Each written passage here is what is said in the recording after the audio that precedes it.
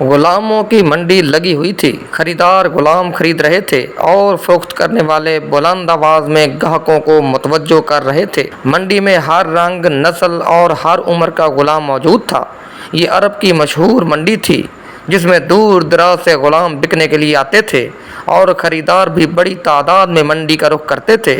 انمار مکہ شہر کی بڑی معروف خاتون تھیں۔ اس کا تجارت کا کاروبار تھا جو مکہ کے آس پاس کے علاقوں میں پھیلا ہوا تھا۔ ویسے تو اس کے پاس مال و دولت اور غلاموں کی کثرت تھی، لیکن پھر بھی اس کو ایک غلام کی ضرورت تھی۔ وہ چاہتی تھی کہ کوئی چھوٹی عمر کا غلام مل جائے جو اس کے گھر کے کام کاج میں ہاتھ بٹاتا رہے۔ غلام کی ضرورت ہی اسے منڈی میں کھینچ لائی تھی۔ منڈی میں بہت سے غلام موجود تھے۔ بیچنے والے اپنے اپنے غلاموں کو قطار میں کھڑا کر کے آوازیں لگا رہے تھے اور خریدار غلاموں کو دیکھتے چلے جا رہے تھے اور فروخت کرنے والوں سے غلام کے کام اور علاقے کے متعلق پوچھ رہے تھے۔ انمار بھی قطار در قطار کھڑے غلاموں کو دیکھتی چلی جا رہی تھی۔ ایک جگہ پہنچ کر وہ ٹک گئی۔ اس کا چہرہ مسرت سے دمک اٹھا۔ جس چیز کی تلاش تھی وہ اسے مل گئی۔ اس کے سامنے ایک بچہ کھڑا تھا۔ صحت مند بچے کے چہرے سے شرافت کا نور ٹپک رہا تھا۔ بچہ ابھی بلوغت کی عمر کو نہیں پہنچا تھا۔ یہ اس کے کھیل کود کے دن تھے، مگر وہ غلام تھا، منڈی میں بکنے کے لیے کھڑا تھا۔ پہلی نظر میں ہی بچہ انمار کے دل کو لگا۔ پسند آتے ہی اس نے مالک سے بات کی، قیمت طے ہوئی اور وہ ادائیگی کر کے بچے کو گھر لے گئی۔ تمہارا نام کیا ہے؟ گھر پہنچتے ہی انمار نے بچے سے پہلا سوال کیا۔ خباب، بچے نے جواب دیا۔ تمہارے باپ کا نام کیا ہے؟ ارت۔ کہاں سے آئے ہو؟ نجد سے آیا ہوں۔ کیا تم عربی ہو؟ ہاں میں عربی ہوں۔ کس قبیلے سے تعلق ہے؟ بنو تمیم سے۔ پھر تم غلام کیسے بن گئے؟ خباب کی آنکھوں میں اداسی چھا گئی۔ اسے اپنے بچپن کے حسین دن یاد آ گئے جب وہ اپنے ہم عمر بچوں کے ساتھ کھیلا کرتا تھا، ماں باپ اور بہن بھائیوں میں خوش رہتا تھا۔ وہ آزاد تھا، جو چاہتا تھا کھاتا تھا، جو پسند آتا تھا کرتا تھا۔ تم مکہ کے سوداگروں کے ہاتھ کیسے آئے اور یہاں منڈی میں کیسے؟ انمار نے دوبارہ پوچھا تو خباب خیالات کی دنیا سے باہر نکل آیا۔ انمار کے سوال پر اس نے ایک سرد آہ بھری، پھر دکھی لہجے میں بولا، کچھ عرصہ پہلے کی بات ہے۔ بنو تمیم کے جس محلے میں ہم رہتے تھے، عرب کے کچھ لٹیروں نے اس محلے پر حملہ کر دیا۔ ڈاکوؤں نے گھروں میں موجود تمام سامان لوٹ لیا، بڑے مردوں کو قتل کر دیا اور عورتوں اور بچوں کو قید کر کے اپنے ساتھ لے گئے۔ میں جس ڈاکو کی قید میں تھا اس نے مجھے ایک آدمی کے ہاتھ میں بیچ دیا۔ اس نے دوسرے آدمی کے ہاتھ بیچا۔ اس طرح بکتے بکاتے میں منڈی میں پہنچ گیا اور آج آپ مجھے خرید کر لے آئی ہیں۔ انمار نے خباب کی درد بھری کہانی سنی تو اداس ہو گئی۔ خباب کی عمر چھوٹی تھی۔ چھوٹی عمر میں ہی اس نے بہت بڑے دکھ سہے تھے اور کئی افراد کی غلامی میں رہ کر بہت کچھ سیکھ لیا تھا۔ اس میں صلاحیت تھی اور وہ کچھ کرنے کا عزم بھی رکھتا تھا۔ انمار نے اس کی صلاحیتوں کو بھانپ کر اپنا ارادہ بدلا اور گھر کے کام کاج کروانے کی بجائے اسے مکہ کے مشہور اسلحہ ساز آدمی کا شاگرد بنا دیا۔ وقت گزرتا گیا اور خباب آہستہ آہستہ اسلحہ سازی میں مہارت حاصل کرتا رہا، اور پھر ایک روز وہ بھی آیا کہ خباب ایک ماہر اسلحہ ساز بن گیا۔ لوگ دکان پر آ کر اس کی تلواریں دیکھتے اور پسند کرتے تھے۔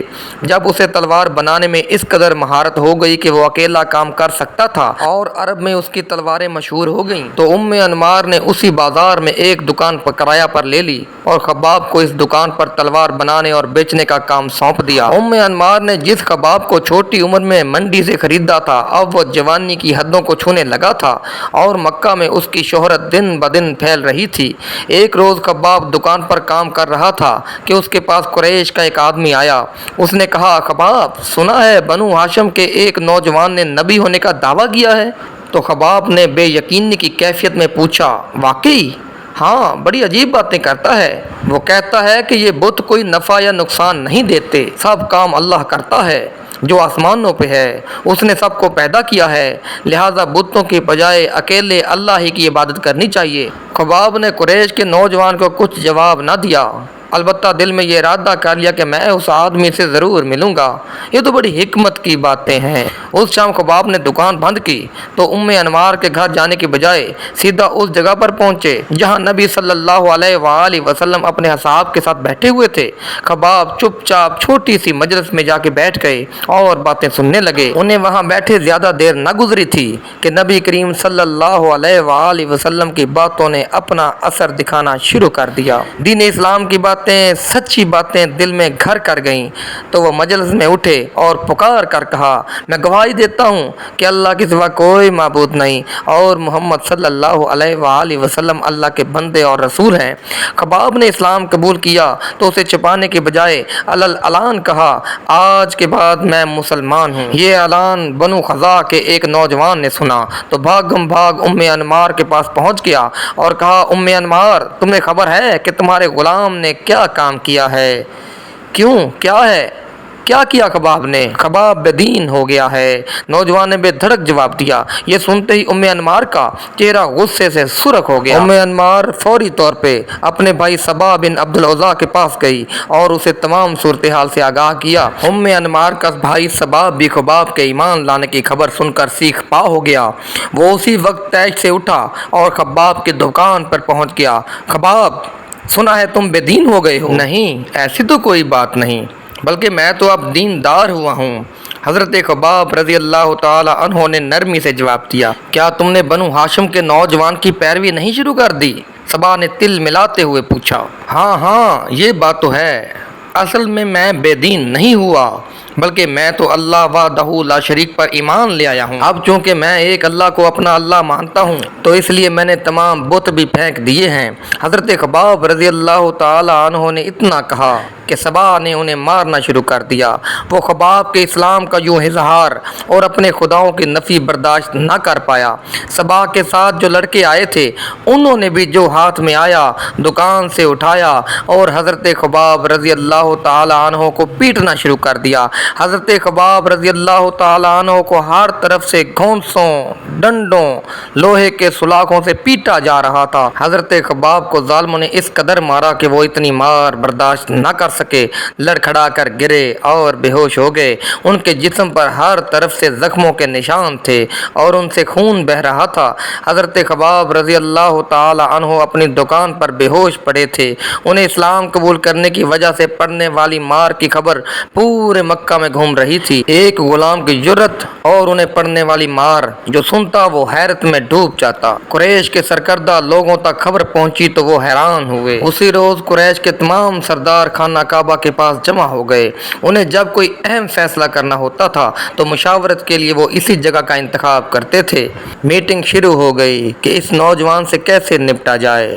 جب سے محمد صلی اللہ علیہ وآلہ وسلم نے اپنے دین کی دعوت شروع کی ہے تب سے کئی آدمی اس کے ساتھ جا ملے ہیں، لیکن یوں علی اعلان ہمارے بتوں کو برا کہنے کی جرت آج تک انہیں نہیں ہوئی۔ ایک لوہار اور وہ بھی غلام، اس سے یہ توقع ہرگز نہ تھی۔ قریش کے سردار نے اہلیان مجلس سے کہا، قریش کے اس نوجوان کا کچھ کرنا ہوگا تاکہ کسی اور کو ہمارے خداؤں کی توہین کرنے کی جرت نہ ہو۔ اجلاس کی صدارت ابو سفیان بن حرب، ابو جہل اور مغیرہ کا بیٹا ولید کر رہے تھے، جبکہ سرداروں کے علاوہ خباب کی مالکہ ام انمار اور اس کا بھائی صبا بھی اپنے حواریوں کو لیے بیٹھا تھا۔ ابو جہل غصے سے بھرے لہجے میں بولا، محمد صلی اللہ علیہ وآلہ وسلم کی دعوت دن بدن پھیلتی چلی جا رہی ہے، اسے روکنے کا ایک ہی طریقہ ہے کہ جس قبیلہ کا فرد محمد صلی اللہ علیہ وآلہ وسلم کے دین پر ایمان لائے وہ قبیلہ نہ صرف اس نوجوان کا بائیکاٹ کرے بلکہ اسے ہر طریقہ سے اس بات پر آمادہ کرے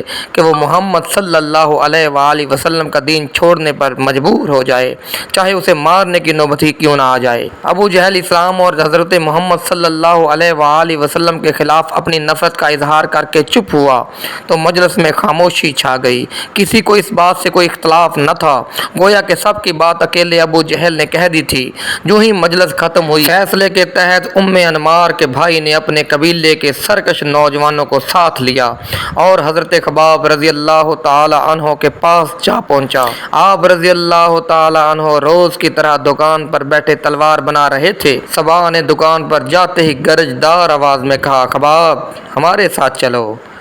حضرت خباب رضی اللہ تعالی عنہ غلام تھے، لہذا چپ چاپ اس کے ساتھ چل دیے۔ صبح حضرت خباب رضی اللہ تعالی عنہ کو لے کر مکہ سے باہر کھلے میدان میں آ گیا۔ دوپہر کا وقت تھا اور گرمی کے دن، سورج کی تپش سے میدان میں پڑی ریت اور پتھر جھلس رہے تھے۔ خباب کپڑے اتار دو، صبا نے غصیلے لہجے میں حکم دیا۔ حضرت خباب رضی اللہ تعالی عنہ نے قمیض اتار دی۔ یہاں لیٹ جاؤ، صبا نے گرم ریت کی طرف اشارہ کرتے ہوئے کہا۔ حضرت خباب رضی اللہ تعالی عنہ چپ چاپ جھلستی ہوئی ریت پر لیٹ گئے۔ صبا نے پاس کھڑے لڑکوں کو اشارہ کیا، وہ اشارہ پاتے ہی ایک بھاری بھرکم پتھر اٹھا لائے۔ پتھر خباب کے سینے پر رکھ دو، صبا نے نیا حکم دیا۔ لڑکوں نے بھاری بھر پتھر حضرت خباب کے سینے پر رکھ دیا۔ صبا نے لاٹھی اٹھائی اور حضرت خباب رضی اللہ تعالی عنہ کو پیٹنا شروع کر دیا۔ جب تھک گیا تو اس نے لڑکوں کو حکم دیا، وہ بھی بے رحمی سے حضرت خباب رضی اللہ تعالی عنہ کو پیٹنے لگے۔ آپ رضی اللہ تعالی عنہ نیم بے ہوشی کی حالت میں پڑے مار کھاتے رہے۔ ان کے جسم پر لگے زخموں سے خون رس رہا تھا۔ جب مارتے مارتے لڑکے بھی تھک گئے تو صبا حضرت خباب رضی اللہ تعالی عنہ کے پاس آیا۔ آپ رضی اللہ تعالی عنہ زخموں کی تاب نہ لاتے ہوئے کراہ رہے تھے۔ وہ مکروہ ہنسی ہنستے ہوئے بولا، خباب اب بتاؤ محمد صلی اللہ علیہ وآلہ وسلم کے متعلق تمہاری کیا رائے ہے؟ حضرت خباب رضی اللہ تعالی عنہ نے جواب دیا، وہ اللہ کے بندے اور اس کے رسول ہیں، وہ ہماری طرف نبی بنا کر بھیجے گئے ہیں تاکہ ہمیں ہدایت کا رستہ دکھائیں اور نیکی کے کاموں کی طرف رہنمائی کریں۔ صبا نے سنا تو وہ آگ بگولا ہو گیا۔ وہ حضرت خباب رضی اللہ تعالی عنہ کو دوبارہ پیٹنے لگا۔ آپ رضی اللہ تعالی عنہ حق کی خاطر پھر مار کھانے لگے۔ مارتے مارتے صبا کی ہمت جواب دے گئی تو بولا، ہاں اب بتاؤ لات و عزیٰ کیا ہیں؟ حضرت خباب رضی اللہ تعالی عنہ بولے، پتھر کے بت ہیں اور کچھ نہیں، یہ نہ کسی کو کوئی نفع دے سکتے ہیں اور نہ ہی کسی کو کوئی نقصان پہنچا سکتے ہیں۔ صبا جواب سنتے ہی آپے سے باہر ہو گیا، تیش میں آ کر بولا، لڑکو ذرا اسے اس گستاخی کا مزہ تو چکھاؤ۔ نوجوانوں کا ٹولہ حضرت خباب پر ٹوٹ پڑا، انہیں گھونسوں، سلاخوں اور پتھروں سے پیٹنے لگا۔ آپ رضی اللہ تعالی عنہ مار کھاتے کھاتے بے ہوش ہو گئے، ان کے جسم سے خون بہنے لگا۔ حضرت خباب رضی اللہ تعالی عنہ استقامت کا پہاڑ بنے مار کھاتے رہے اور اسلام پر ڈٹے رہے۔ صبا اور قریش مکہ کا یہ روز کا معمول بن گیا۔ سورج یوں ہی تپتا اس کی گرمی سے ریت گرم ہوتی تو صبا حضرت خباب رضی اللہ تعالی عنہ کو میدان میں لے جاتا اور انہیں گرم ریت پر لٹا کر ان کے سینے پر بھاری پتھر رکھ کے پیٹنا شروع کر دیتا۔ ایک روز حضرت خباب رضی اللہ تعالی عنہ اپنی دکان پہ بیٹھے تھے کہ نبی اکرم صلی اللہ علیہ وآلہ وسلم کا اس بازار سے گزر ہوا۔ حضرت خباب رضی اللہ تعالی عنہ بہت خوش ہوئے، دکان سے باہر آئے اور آپ صلی اللہ علیہ وآلہ وسلم سے باتیں کرنے لگے، اور اسی دوران ان کی مالکہ ام انمار ادھر آ نکلی۔ اس نے اپنے غلام حضرت خباب رضی اللہ تعالی عنہ کو حضرت محمد صلی اللہ علیہ وآلہ وسلم کے ساتھ باتیں کرتے دیکھا تو تل ملا اٹھی۔ جو ہی پیارے نبی حضرت محمد صلی اللہ علیہ وآلہ وسلم گئے، وہ غصے سے بھری ہوئی اپنے بھائی صبا کے ساتھ حضرت خباب رضی اللہ تعالی عنہ کے پاس آئی اور انہیں وہیں پیٹنا شروع کر دیا۔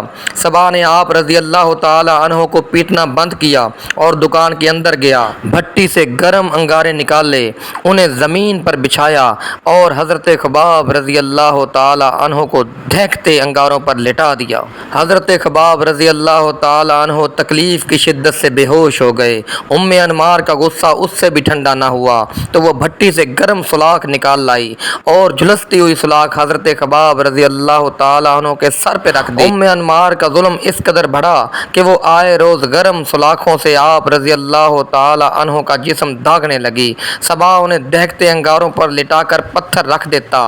ایک روز جب دونوں بہن بھائی حضرت خباب رضی اللہ تعالی عنہ پر ظلم و ستم کر رہے تھے تو حضرت خباب رضی اللہ تعالی عنہ نے اللہ تعالیٰ کے حضور دعا کی کہ یا اللہ جیسے یہ مجھے سزا دیتے ہیں تو ان کے ساتھ بھی ایسا ہی کر۔ حضرت خباب رضی اللہ تعالی عنہ کی اس دعا کو چند روز ہی گزرے تھے کہ انمار کو دورہ پڑا۔ اس کے سر میں شدید درد اٹھا اور وہ چیخنے چلانے لگی۔ انوار کو سر درد کا دورہ تھوڑی تھوڑی دیر بعد پڑنے لگا۔ جب سر درد کی تکلیف انوار کی برداشت سے باہر ہو گئی تو اس کی حالت غیر ہونے لگی۔ انوار کے بیٹوں نے ماں کو درد سے کراہتے دیکھا تو اٹھا کر حکیم کے پاس لے گئے۔ اس زمانے میں حکیم داغنے سے علاج معالجہ کیا کرتے تھے۔ انوار کے لیے بھی انہوں نے یہی دعا استعمال کی اور آگ میں لوہے کی سلاخیں گرم کر کے انوار کے سر پر لگاتے۔ یوں حضرت خباب رضی اللہ تعالی عنہ کی دعا قبول ہوئی اور انوار کو اس کے کیے کی سزا کی جھلک دنیا میں دیکھنا پڑی۔ حضرت خباب رضی اللہ تعالی عنہ اسلام کی خاطر دکھ اور تکلیفیں سہتے رہے مگر انہوں نے اپنی زبان سے کلمہ شہادت نہ چھوڑا۔ ان کی اس قربانی کی وجہ سے صحابہ کرام رضی اللہ تعالی عنہ کی نگاہوں میں وہ بڑی عزت رکھتے تھے۔ حضرت عمر رضی اللہ تعالی عنہ کے دور خلافت کی بات ہے کہ کھجوروں کے پتوں سے بنی ہوئی چٹائی زمین پر بچھی ہوئی تھی جو مسند خلافت کہلاتی تھی۔ خلیفہ اس پر بیٹھ کر کام کر رہے تھے کہ اچانک کمرے میں ایک آدمی داخل ہوا۔ سلام کی آواز سے کام کرتے خلیفہ کے ہاتھ رک گئے۔ خلیفہ نے سر اوپر اٹھایا تو خوشی سے ان کا چہرہ دمک اٹھا۔ مسند خلافت سے اٹھے اور آنے والے فرد کو بڑے اتفاق سے ملے اور اپنے برابر مسند خلافت پر بٹھایا۔ پھر آہستگی سے بولے، اس مسند پر بیٹھنے کے اصل حقدار تو دو افراد ہیں، ایک بلال رضی اللہ تعالی عنہ اور دوسرا خباب رضی اللہ تعالی عنہ۔ ربیع الاول کی یکم ہجری کو حضرت خباب رضی اللہ تعالی عنہ مکہ معظمہ سے ہجرت کر کے مدینہ طیبہ پہنچے۔ مسند احمد حنبل رحمۃ اللہ علیہ میں روایت ہے، حضرت خباب رضی اللہ تعالی عنہ کہتے ہیں کہ میں نے صرف اللہ تعالیٰ کی خوشنودی کے لیے ہجرت کی تھی۔ غزوات کا سلسلہ شروع ہوا تو حضرت خباب رضی اللہ تعالی عنہ حضور صلی اللہ علیہ وآلہ وسلم کی معیت میں شروع سے لے کر آخر تک تمام غزوات میں شریک ہوئے اور بہادری اور شجاعت کے وہ جوہر دکھائے کہ سنہرے حروف میں لکھنے کے قابل ہیں۔ حضرت خباب رضی اللہ تعالی عنہ السابقون الاولون اور جلیل القدر صحابہ رضی اللہ تعالی عنہم میں سے شمار ہوتے تھے۔ وہ انتہائی صابر، بردبار، مصائب کو برداشت کرنے والے، فداکار جانثار رسول صلی اللہ علیہ وآلہ وسلم تھے۔ حضرت خباب رضی اللہ تعالی عنہ اپنی زندگی کے آخری دور میں بہت مالدار ہو گئے اور اتنے سونے چاندی کے مالک بن گئے جس کا انہیں وہم و گمان بھی نہ تھا، لیکن انہوں نے اپنا مال راہ خدا میں خرچ کرنے کا ایک ایسا انوکھا طریقہ اختیار کیا کہ جو پہلے کسی نے کبھی اختیار نہیں کیا تھا۔ حضرت خباب درہم و دینار گلی میں ایک ایسی جگہ رکھ دیتے تھے جس کا ضرورت مندوں، فقراء اور مساکین کو بھی پتہ ہوتا تھا۔ نہ تو وہ اس پر کسی کو نگران مقرر کرتے تھے اور نہ ہی تالا لگایا کرتے تھے۔ ضرورت مند ان کے گھر آتے اور پوچھے اور اجازت طلب کیے بغیر اپنی ضرورت کے مطابق وہاں سے مال لے جاتے۔ اس کے باوجود انہیں اندیشہ تھا کہ اس مال کے متعلق قیامت کے روز میرا حساب لیا جائے گا اور مبادا کہ مجھے اس کی وجہ سے عذاب میں مبتلا کر دیا جائے گا۔ حضرت خباب رضی اللہ تعالی عنہ آخری عمر میں کوفہ میں اقامت پذیر ہو گئے اور وہیں پیٹ کی تکلیف سے شدید بیمار ہو گئے۔ علاج کی غرض سے 7 جگہ سے پیٹ داغا گیا۔ انہیں بہت زیادہ تکلیف ہوئی اور فرمانے لگے، اگر رسول اکرم صلی اللہ علیہ وآلہ وسلم نے موت کی تمنا کرنے سے منع نہ کیا ہوتا تو میں اپنی موت کی دعا کرتا۔ اس نازک حالت میں بھی کچھ دوست بیمار پرسی کے لیے آئے اور حضرت خباب رضی اللہ تعالی عنہ سے کہنے لگے، ابو عبداللہ خوش ہو جائیے کہ دنیا چھوڑنے کے بعد حوض کوثر پر اپنے کھڑے ہوئے ساتھیوں سے ملاقات کرو گے۔ یہ سن کر ان پر گریہ طاری ہو گیا۔ جب پاس بیٹھے لوگوں نے دیکھا کہ حضرت خباب رضی اللہ تعالی عنہ رو رہے ہیں تو ان کو مخاطب کر کے فرمایا، واللہ میں موت سے نہیں ڈرتا۔ تم نے ان ساتھیوں کا ذکر کیا ہے جنہوں نے دنیا میں کوئی اجر نہیں پایا، آخرت میں انہوں نے یقیناً اپنا اجر پا لیا ہوگا، لیکن ہم ان کے بعد رہے اور دنیا کی نعمتوں سے اس قدر حصہ پایا کہ ڈر ہے کہیں وہ ہمارے اعمال ثواب ہی میں سے محسوب نہ ہو جائے۔